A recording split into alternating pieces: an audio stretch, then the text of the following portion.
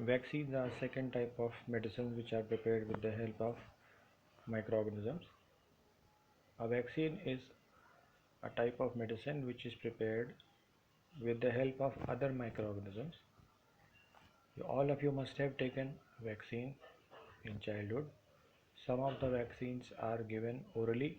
Orally means they are given through our mouth, and some of the vaccines are injected in our body in the form of injection.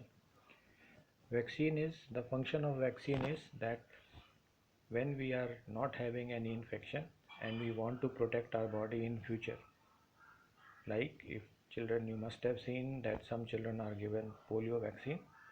Polio vaccine is an oral vaccine which is given where a drop is put inside the mouth of the child, the vaccine contains a very weak polio causing microbe. When this vaccine enters the body of the child, the body of the small child develops antibodies which are fighting agents inside the cell, inside the blood cells. So these antibodies protect the child from further disease, which is the polio. These antibodies remain in the child when he grows up. Some of these antibodies, which are actually the WBC or the cells which are produced in the body, protect the child from polio virus, from polio disease in future. Other vaccines which are given, they are BCG and DPT. These are given through the form of injections.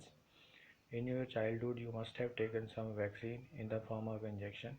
This injection is given, which again contains a weak microbe, the disease causing microbe, which is injected in the body of the child.